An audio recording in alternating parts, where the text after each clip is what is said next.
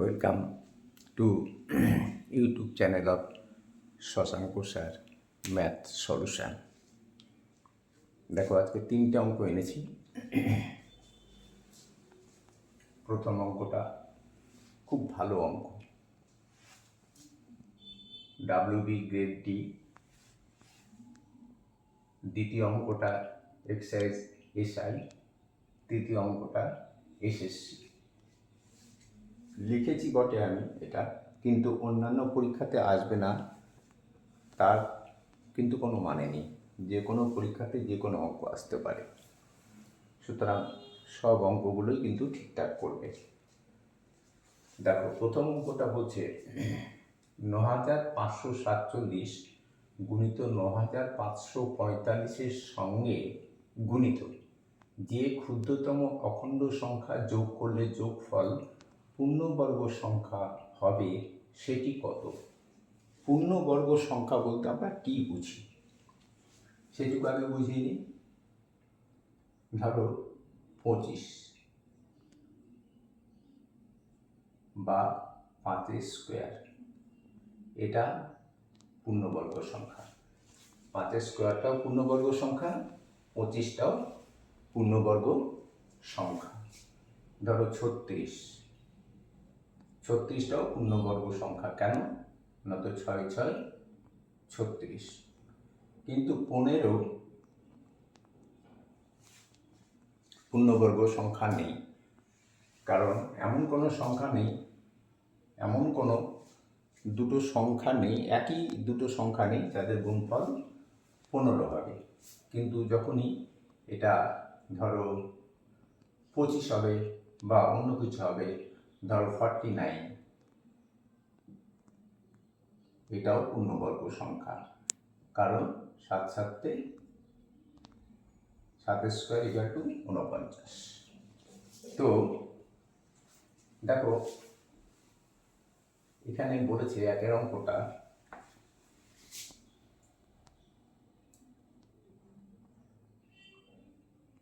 Nine 547 গুণিত 9545। ঠিক আছে? তো দেখো, আমি এত বড় সংখ্যা আর এত বড় সংখ্যা দিয়ে না করে আমি উদাহরণ হিসাবে ছোট একটা অঙ্ক দিয়ে করাচ্ছি। ধরো 7 আর 5 নিলাম। 7 গুণিত 5, তাই তো? তাহলে 7 গুণিত 5 ইকুয়াল টু 7 মানে কত? 6 প্লাস 1। ঠিক আছে? আর 5 মানে কত? এখানে গুণ চিহ্ন, 6 মাইনাস 1। তো আমরা ফর্মুলা জানি, a plus B into a minus b is equal to a square minus B square. তো এখানে দেখো 6 plus 1, 6 minus 1 equal to 6 square minus 1 square equal to, তুমি এভাবে লিখতে পারো 6 স্কোয়ার মাইনাস 1। বলছে যে ক্ষুদ্রতম অখণ্ড সংখ্যা যোগ করলে যোগফল পূর্ণবর্গ সংখ্যা হবে। তাহলে এখানে আমরা যদি ধরো একটা ক্ষুদ্রতম সব থেকে ছোট অখণ্ড সংখ্যা যোগ করি 1, তাহলে এই 1 আর এই 1 কাটা যাবে। তাহলে কাটা গেলে কি থাকলো? 6 স্কোয়ার থাকলো, যা একটা পূর্ণবর্গ সংখ্যা। আশা করি বুঝতে পেরেছ। তাহলে নিম্ন ক্ষুদ্রতম অখণ্ড সংখ্যা হচ্ছে 1। এই 1 যোগ করলে 6 স্কোয়ার থাকছে, আর 6 স্কোয়ার হচ্ছে একটি পূর্ণবর্গ সংখ্যা। এবার আমরা আসল অঙ্কটা করব।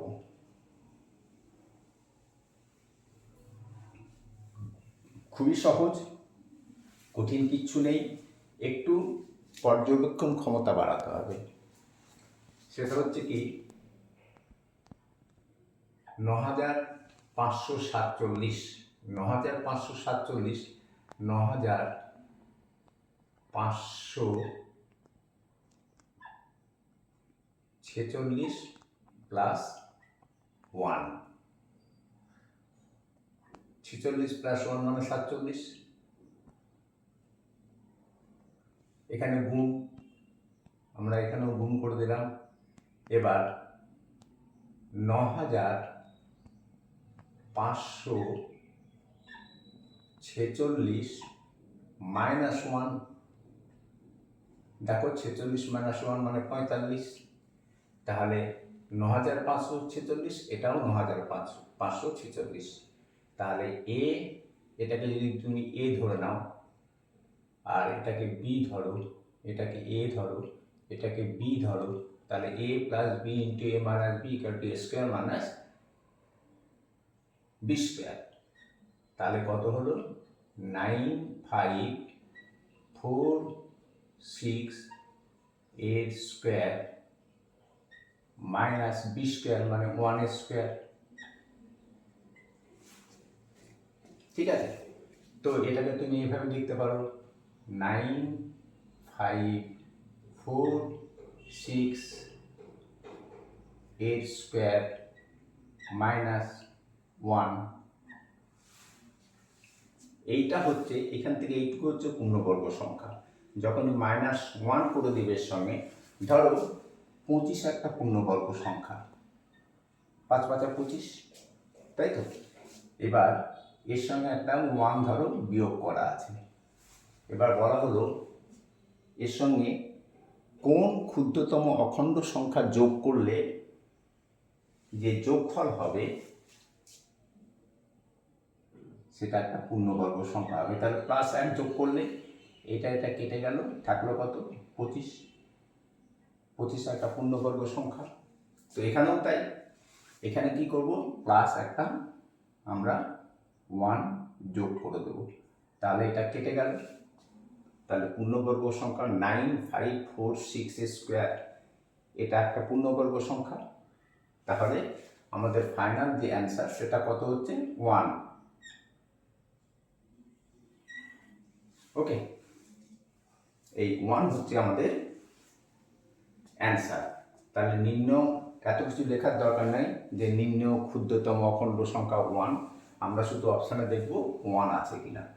দেখো এতে আছে 0, বিতে আছে 1, সিতে আছে 2, ডিতে আছে 3, তাহলে আমাদের বিয়েটা হবে। আশা করি বোঝাতে পেরেছি। না, দ্বিতীয় অঙ্কটা।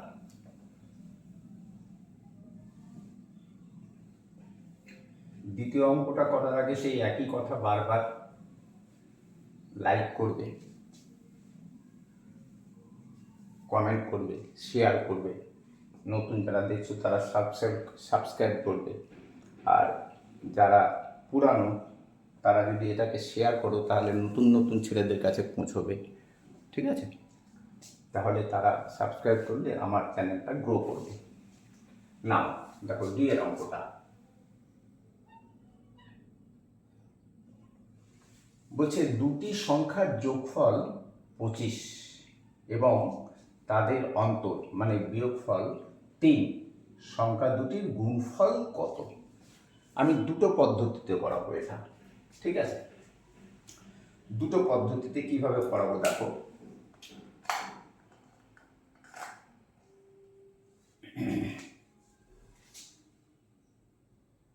প্রথম ফার্স্ট পদ্ধতি,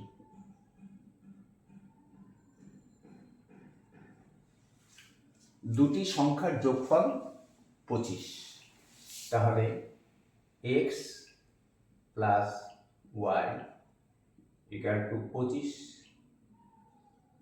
এটা 1 নম্বর সমীকরণ, আর এবং তাদের অন্তর 13, তার মানে কি x minus y equal to 13, এটা 2 নম্বর সমীকরণ। এবার 1 নম্বর সমীকরণ যোগ 2 নম্বর সমীকরণ করে কি পাচ্ছি দেখছি, করে পাই x plus y, y plus এই যে x minus y equal to x plus y equal to 25, আর x minus y equal to 13। আমরা এখানে যোগ করেছি, তাহলে এই ওয়াই কেটে গেল, থাকলো কত 2x, 2x is equal two 5 আর 3 8, আর 2 আর 1 38, তাহলে x ইজ ইকুয়াল টু 38/2, 40-এর অর্ধেক 20 হয়, তাহলে 38-এর অর্ধেক 19 হবে, তাহলে x equal to 19। Step jump করলাম 19, তাহলে x এর মান আমরা পেয়ে গেলাম। এবার x এর মান যে কোনো 1 নম্বর বা 2 নম্বর সমীকরণে বসিয়ে দাও, ঠিক আছে। তাহলে আমরা x এর মান 1 নম্বর সমীকরণে বসাচ্ছি, x plus y equal to 25, তাহলে x এর মান 19 প্লাস ওয়াই ইকুয়াল টু 25, অতএব y ইকুয়াল টু 25 মাইনাস 19, তাহলে y ইকুয়াল টু 19 20 আর 5 এ 6, y ইকুয়াল টু 6। আমাদের কি বলেছে, সংখ্যা দুটির গুণফল নির্ণয় করো। তাহলে সংখ্যা দুটির গুণফল নির্ণয় করতে গেলে আমাদের কি করতে হবে, অতএব গুণফল x এর মান 19, y এর মান 6 পেয়েছি, অতএব গুণফল এত কিছু লেখার দরকারও নেই, ইকুয়াল টু 19 গুণিত 6, 6 9 54, 6 9 54, হাত থাকলে কত 5, 6 আর 5 এ 11, 114। আমাদের অ্যান্সার যেটা হবে সেটা হলো তোমার 114। এবার 114টা আছে কিনা সেটা দেখে নাও, অপশানে 315 আছে, 325 আছে, 104 আছে, এই যে 114 আছে। ওকে, এবার এটা তো প্রথম পদ্ধতি দেখালাম, দ্বিতীয় পদ্ধতিতে দেখো, ইন্টারেস্টিং।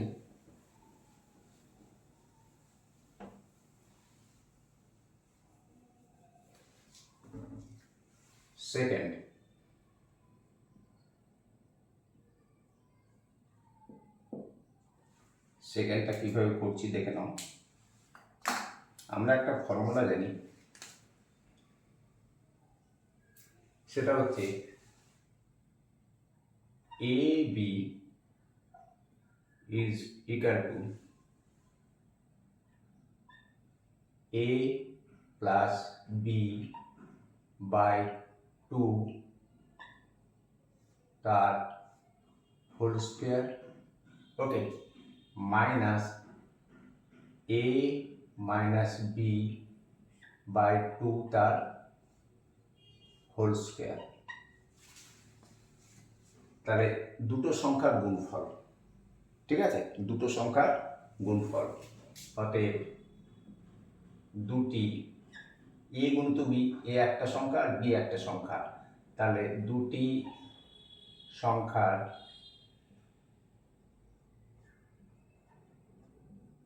গুণফল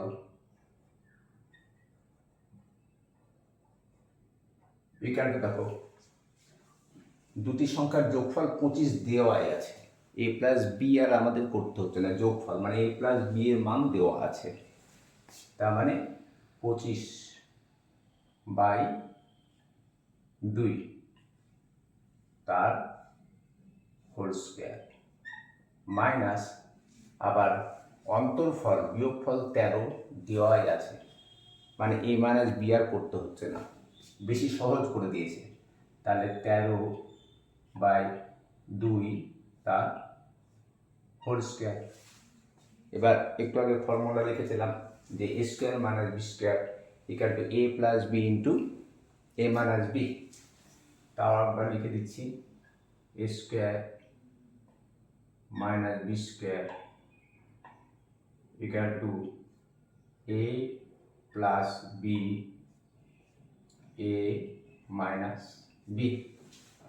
তাহলে এটা a এটা b ইকুয়াল টু, তাহলে 25/2 প্রথম পদ a square a plus b মানে 13/2 a plus B into a minus b, এটা a এটা b, তাহলে into a minus b 25/2 minus 13/2 equal to দেখো 2 আর 2 এর লসাগু 2 হয়, আমরা স্টেপ জাম্প করব, 2 হয় এলসিএম, 2 আর 2 এর এলসিএম 2 হয়, 2 কে 2 দিয়ে ভাগ করলে কত হয় 25 হয়, ঠিক আছে। আবার ওই এলসিএম 2 কে 2 দিয়ে ভাগ করলে 13 হয়, তার মানে 25 আর 13/2 গুণিত 25 মাইনাস 13, 25 মাইনাস 13 ডিভাইডেড বাই কত 2। তাহলে 25 প্লাস 13 কত হচ্ছে, 25 প্লাস 13 হচ্ছে তোমার 38/2 আর 25 মাইনাস 13 ইকুয়াল টু হচ্ছে তোমার এটা গুণিত 25 মাইনাস 13 হচ্ছে 13 আর 12, 2 কাটো 19, এটা কাটো 6, তাহলে 19 গুণিত 6, 6 9 54, 4 হাতে থাকলো 5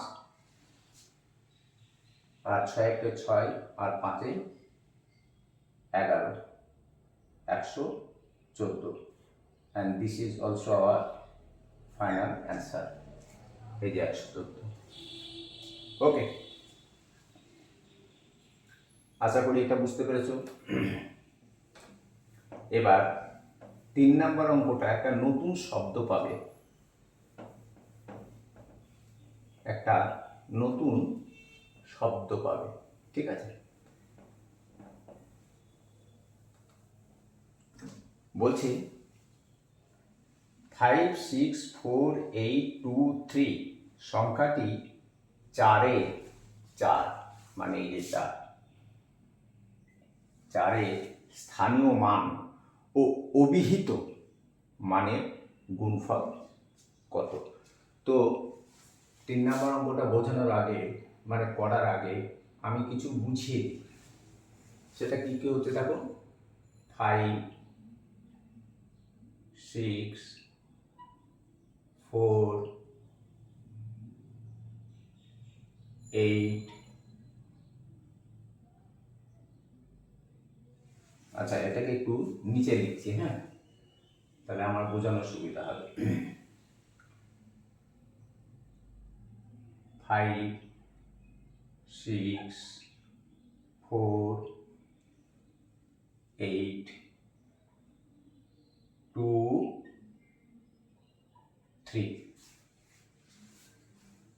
ঠিক আছে, তো দেখো এই যে 5 এর স্থানীয় মান কত?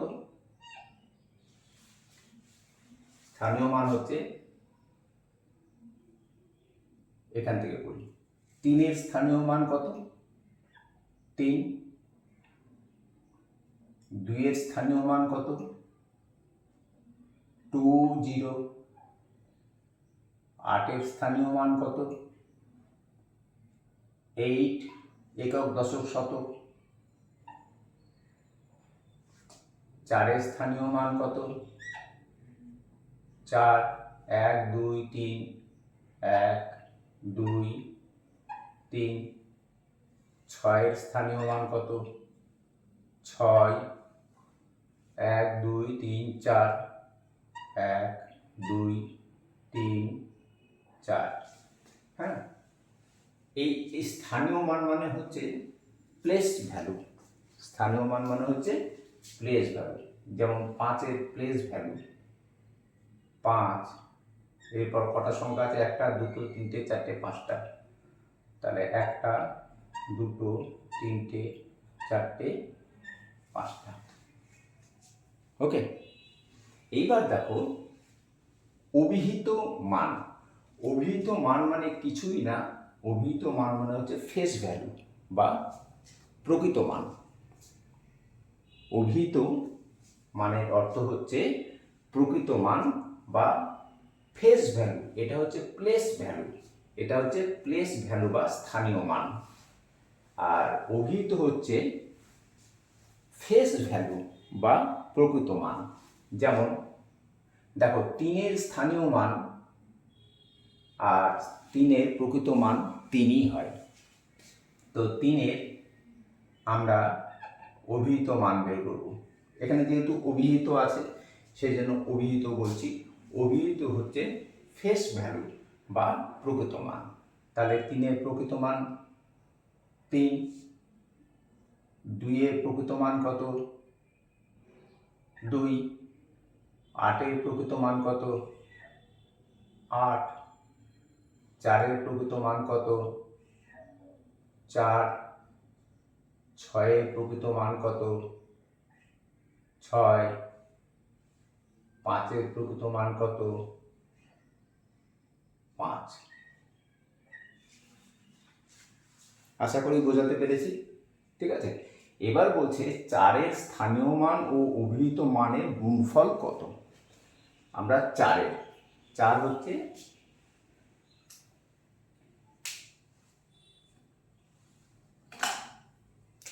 এই যে এটা স্থানীয় মান। 4 এর স্থানীয় মান 400 আর 4 এর অভিহিত মান কত? এই যে 4 এর অভিহিত মান 4। ঠিক আছে, তাহলে স্থানীয় মান ও অভিহিত মানের গুণফল কত? স্থানীয় মান হচ্ছে কত? 4000। অতএব গুণফল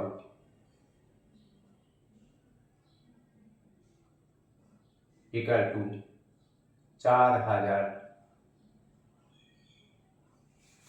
আর অভিহিত মান কত? এই যে আমরা এখানে স্থানীয় মান পেয়েছি 4000 আর প্রকৃত মান বা অভিহিত মান বা ফেস ভ্যালু। অভিহিত মান বা ফেস ভ্যালু বা প্রকৃত মান একই জিনিস। তাহলে 4000 গুণিত আমাদের কত হবে? এই 4 হবে। Equal to 4 0 0 4 0 0 4 0 0 4 4 16। 1 2 3। ঠিক আছে, এটা হচ্ছে আমাদের ফাইনাল অ্যান্সার। এবার দেখো অপশানে দেওয়া আছে, প্রথমেই দেওয়া আছে 16000, তারপরে 1600, তারপরে 1600, তারপরে 16। এই যে 16 এটা ফাঁক পাতা আছে। অনেকে করে দিতে পারে 4 গুণিত 4 ইকুয়াল টু 16। বা 4-এর যে আমাদের প্লেস ভ্যালু 4000 চারের পর একটা, দুটো, তিনটে সংখ্যা আছে, সেজন্য তিনটে শূন্য বসেছে, হয়তো সে দুটো শূন্য বসিয়ে দিল, দিয়ে 4 তারে 16 করে দিল, তাহলে অ্যান্সারটা কিন্তু এইটা চলে আসবে এবং ভুল হয়ে যাবে। তাহলে আমাদের আসল অ্যান্সার হচ্ছে এ। তাহলে আজকে এই পর্যন্ত। আমি প্রতিদিনই প্রায় ভিডিও করছি, 2-1 দিন বাদ যায় শরীর খারাপ থাকলে। আজকে এই পর্যন্ত, নেক্সট ভিডিওতে আবার দেখা হচ্ছে। আর প্র্যাকটিস করবে, সময় খুব মূল্যবান, সময়কে সময় দাও, সময়কে মূল্য দাও, সময় তোমাদেরকে মূল্যবান ছাত্র বা ছাত্রী তৈরি করবে। ওকে, বাই।